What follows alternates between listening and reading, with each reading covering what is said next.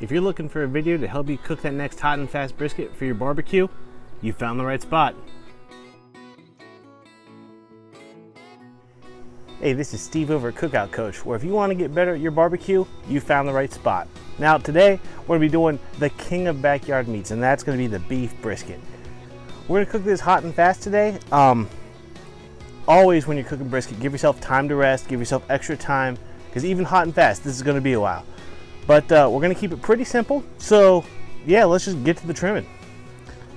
So we're going to go ahead and start trimming our brisket here. Now, you can trim this thing as much by feel as you can by look, and right here, this is just a big old hard chunk of fat. And this is going to be where your decal seam is, and your decal is the huge vein of fat that's going to run in between your flat and your point on your brisket. And since this is backyard, we're not going to trim this up too much, but I can't not trim it up some. Now these spots right here, we're going to go ahead and just pick it up in the middle and sort of take your boning knife or whatever knife you choose to use and just slide it right underneath it. Get that silver skin and fat off. Now you can see on this brisket, we got a butcher's cut. You can do two things with this. You could either trim this off and sort of shave it down to be pretty flush, or since it's backyard, you can just let it be. I haven't really decided what I'm going to do yet. We're going to go ahead and start trimming above it first, and I'm going to see how I feel when I get down to it. Okay, now this fat seam down the side here, you can feel it, it's hard, it doesn't look good. We're going to go ahead and start taking that off. Now if you're not experienced with this, just go ahead and take it off a little bit at a time, and it'll expose that meat underneath of it, along with the fat cap from up above. You'll see it coming through. Just take your time. All right, we're going to go ahead and clean up the point some. Point's a really fatty piece. It's the fatty side of the brisket. Well, all right, so the brisket's two muscles. You got the flat and the point. This is the flat. Back here and mostly on the underside, you can't really see, is the point. The point is going to have way more fat. The comparison that I've always heard and always liked is consider the flat like your strip steaks and the point more like your ribeyes. But we're just going to go ahead and clean that off. Okay, so here we are on the fat cap side. Right here you've got your point, and here you've got your flat. Now your flat's going to be able to use some of that fat to protect it. Your point sort of doesn't need it. This is really sort of going to be up to your preference, especially if you're just cooking in your backyard. I'm going to take this fat cap down pretty much entirely on the point, and quarter inch or less on the flat, because my family is not a huge fan of eating the fat on the brisket. So yeah, we're just going to trim it down. Just take your time, get it to the thickness that you like.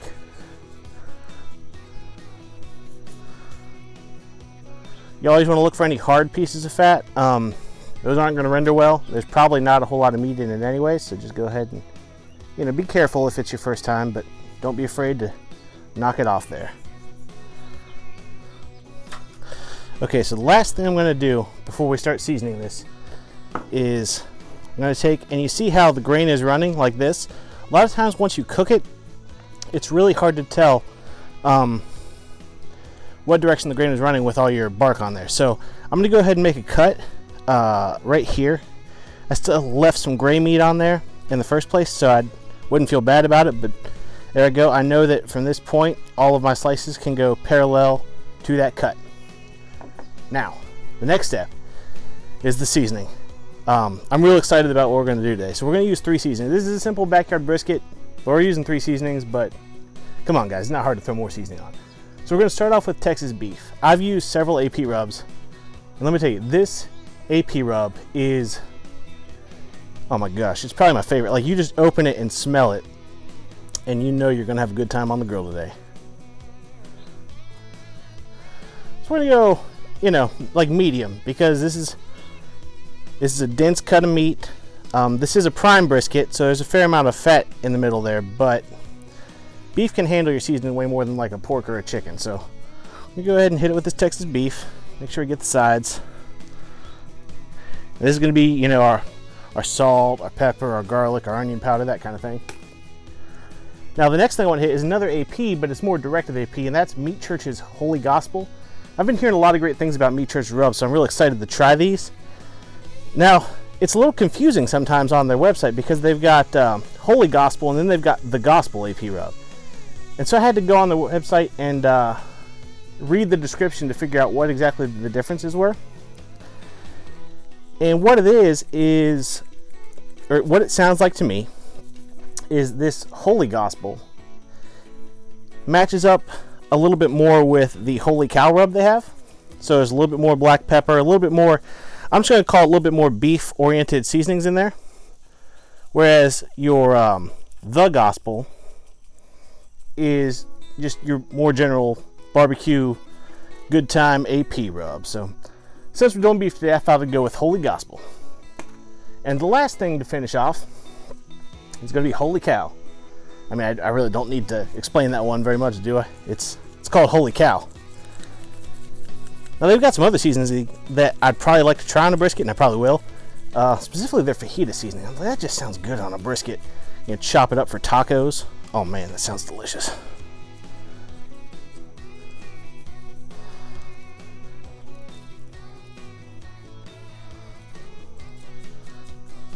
And we're just going to press it in, and if I see any bare spots, you know, we'll pump a little bit more on there. Hey, you know what, for giggles, we'll just go a light round of all three again. Alright, we'll go ahead and get the backside seasoned up like that, even though there is fat. I'm going to go ahead and throw some seasoning on it, let it get a chance to, you know, it might not bark up on the fat. Well, it won't bark up on the fat. But, you know, if you get that brisket fat right, it's gooey and delicious, and I figure why not throw some extra seasoning on it. So I'll flip it over, get that seasoned up, and we'll throw it on the grill. So we're going to be cooking today on my 26-inch Weber kettle with the slow and sear in it. Side note, just want to let you guys know, I threw this out on Facebook that I was cooking this brisket, and I had my Weber Smoky Mountain all up and ready to go to do this hot and fast. And the last second I checked my Facebook and I saw David Parrish from Adrenaline Barbecue Company had commented and said, you know, let that thing sit on that slow and sear. It deserves to be treated right. So I said, you know what? All right, David. So from henceforth, this cook will be called the David Parrish Slow and Sear XL Hot and Fast Brisket Cook. Let's get this thing on the kettle. All right, guys, here we go. Weber 26-inch David Parrish Hot and Fast Slow and Sear Brisket Cook. Got my charcoal bed rocking at about 230 right now, to be honest with you. I'll see if it comes down some, but if not, I'm gonna let it run. I want it to be up in that 300 range. That 300 range is gonna give me that hot and fast cook. You know, I don't cook briskets a lot, so it's not a big deal for me to try something new. So we'll get the lid closed. We'll check it in a little bit, see how that bark's coming along. All right, let's check our brisket. It's been an hour. We've been hanging right around 307-ish. It's looking great. Just gonna spritz a little bit. Since we're cooking hot and fast, spritzing will help absorb that smoke. And if you look over there, there's a chunk still burning there, and there's another chunk underneath that charcoal. That was a Harry Sue thing I saw on his channel. Also, I don't think I said it when I put it on, but I put fat cap up on this because with the slow and sear, what we've got is we've got the heat coming out of our basket over here, and it travels over and it exits through the vent up here. So really, you know, if we put the fat cap down, it wouldn't protect anything, but being on top, it does protect this side of the flat. That point is looking fantastic though. All right, let's get this covered up. We'll check it in an hour, see how that bark's looking. Okay, so here we are at the 2-hour mark. We've just been cruising along here. Let's take a look at this. That is looking pretty awesome. What I'm checking for right now is how the bark is set. You see, it's not quite set, but in certain parts it's getting there. So I'm gonna probably give this another half an hour and then we'll go ahead and wrap it up. And you gotta remember, this is the fat side too, so things aren't gonna stick as well as they would underneath here. It's pretty close to being set, but as you can see, I'm getting a little bit off. So I'm just gonna close it back down. We'll check it out in a little bit. All right, so we got our brisket off of our kettle. You can see I flipped it over. You can see the lines from where it was fat cap up. I was pretty happy with where the bark was. Now we're just gonna go ahead and wrap it up. And we're gonna add some beef broth to this foil wrap.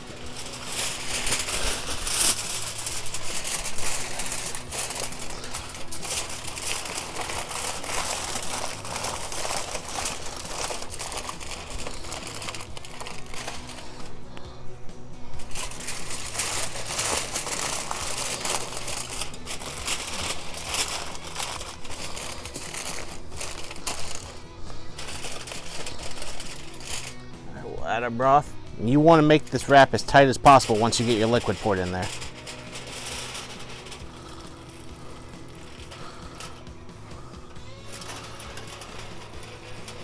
And this will just help with that whole braising process, keeping those beef flavors in there. I'm just going to add a whole can.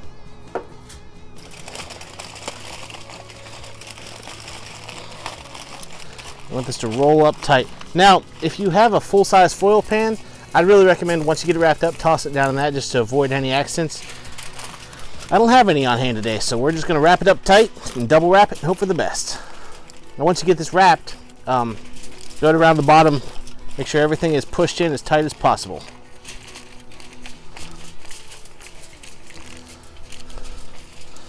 All right.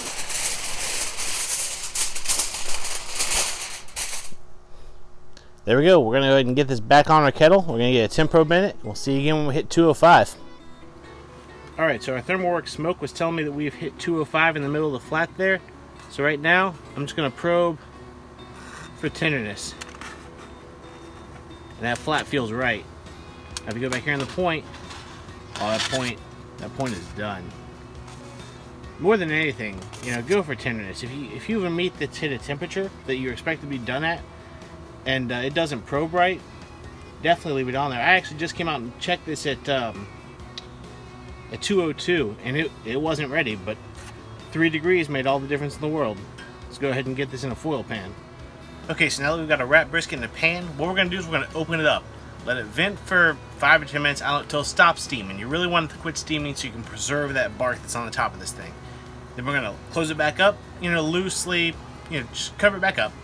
We're going to get it in a cooler. And from that point, you can rest anywhere from, I guess 0 to, they'll hold all day if you want them to. Just like that's how they do in a restaurant. We're going to shoot for 2 hours on this one, but we'll see when the guests arrive. So here we are, about an hour and a half after I put this brisket in the cooler. We got it out. We're ready to slice it up and give it a shot. But before we do that, we're running down what we did again today on this special edition Dave Parrish Slow and Sear Hot and Fast Backyard Brisket Cook. We started out with a 14-pound prime brisket. I don't cook a lot of briskets, but for whatever reason this one spoke to me, so we brought it home. We trimmed it up pretty well. It's the backyard, trim it up to your likings, but if you feel hard fat or you see something that looks grayish or definitely looks like it needs taken off, don't hesitate. Go ahead and just chop that right off there. Then we seasoned it up. We used KosmosQ Texas beef, Meat Church Holy Gospel, and Meat Church Holy Cow. Those were our 3 seasons we used. We got it on the grill. We kept our Weber Kettle 26-inch with the Slow and Sear XL at 300 all day long. It did it on one basket, no problems. Did a great job. Cooked this whole thing in about 5 hours. At about the 2.5 hour mark, I felt like the bark was set enough that we went ahead and wrapped it in foil, and we added a can of beef broth to it, put it back on there, and let it go. Like I said, 5 hours on the Weber with the Slow and Sear, hour and a half in the cooler. Oh, man, I'm ready to dig into this thing. Let's get in. All right, so I'm not a huge brisket guy. I just don't cook them a lot. But for this one, let's start off by separating the point from the flat.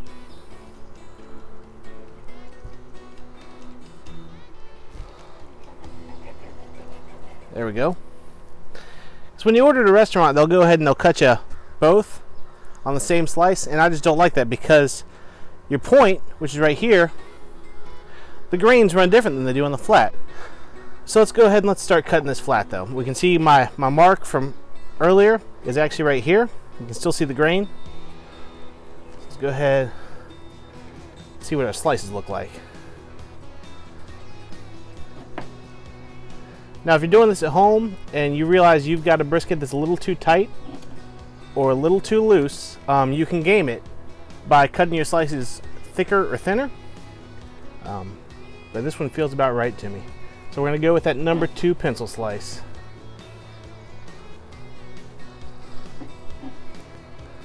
That's looking pretty good to me. Let's see what the bull pull. That's about right.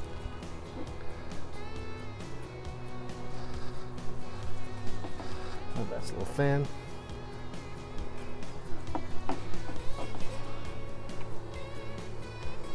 It's a little bit of a thick slice, but it's got some good bend to it. All right, let's go ahead and move this flat out of the way. I'll carve the rest of that up in a bit. for this taste test, let's get after this point. Because for me, the point is my favorite part of the brisket. So we're just gonna go ahead and cut it right down the middle. There we go.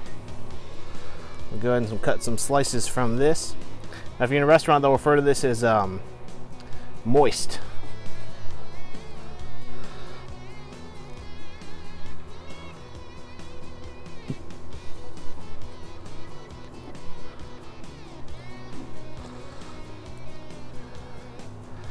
Man, that's good brisket. All right, let's give some of this a try.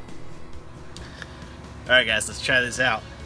Here's a little bit of the flat. You can see I've got my got a fair amount of fat on there, but if I cooked it right, I love the fat on brisket.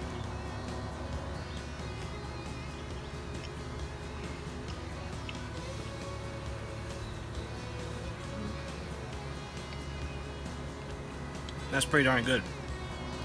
If you cook it right, that fat on the bottom side of that flat, it absorbs all that smoke, and it's just gooey delicious as well. Now, my favorite piece of the brisket, the point. Let's give this a shot.